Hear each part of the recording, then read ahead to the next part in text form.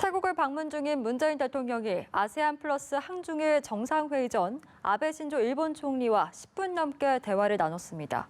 이 자리에서 문 대통령은 일본과 보다 고위급 협의를 가졌으면 한다고 제안했는데요.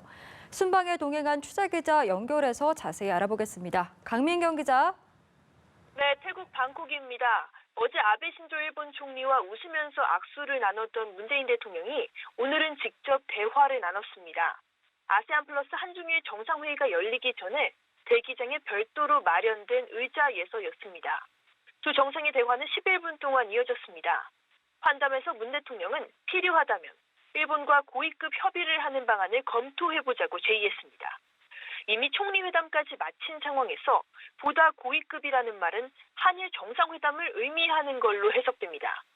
청와대는 두 정상이 매우 우호적이면서 진지한 분위기 속에서 대화를 나눴다고 밝혔습니다.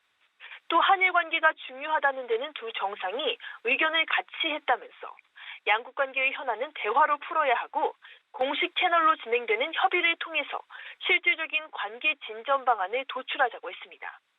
문 대통령과 아베 총리가 직접 대화를 나눈 건 약 13개월여 만입니다.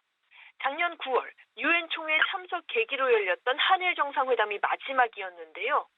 이후에 강제징용 대법원 판결 문제와 무역 보복 등이 불거지면서 양국 관계는 급속도로 나빠졌습니다.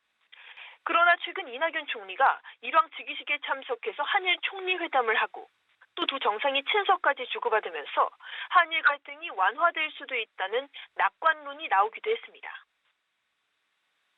네, 한편 문재인 대통령은 조금 전 자유무역 질서를 지켜내자는 내용의 연설을 했다고 하는데요. 이 내용도 좀 짚어주시죠. 네, 아세안 플러스 한중일 정상회의에서 문 대통령은 최근 보호무역주의의 바람이 거세다면서 운을 뗐습니다. 이 때문에 전 세계 90% 국가들이 동반 선장 둔화를 겪을 거라는 관측까지 나온다고 말했습니다. 문 대통령은 자유무역 질서를 지켜내는 게 중요하다고 강조했습니다. 세계 경제를 확대 균형의 길로 되돌려 놓아야 한다면서 아세안 플러스 한중일 정상이 중심적인 역할을 할 수 있기를 바란다고 했습니다. 우리나라와의 무역 보복을 강행한 아베 신조 일본 총리 앞에서 한 말이라서 관심이 쏠렸는데요.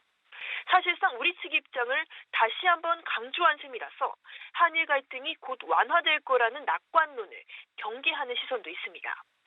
실제로 일본 측이 단독 환담 후에 발표한 자료는 우리 측만큼 구체적이진 않았습니다. 일본 정부는 아베 총리가 우리 측에 대한 입장을 원칙적으로 재확인했다고 밝혔습니다. 결국 지난 몇 달간 한일 갈등의 골이 워낙 깊었던 만큼 관계 정상화까지는 시간이 걸릴 거란 관측이 나옵니다. 태국 방콕에서 연합뉴스TV 강민경입니다.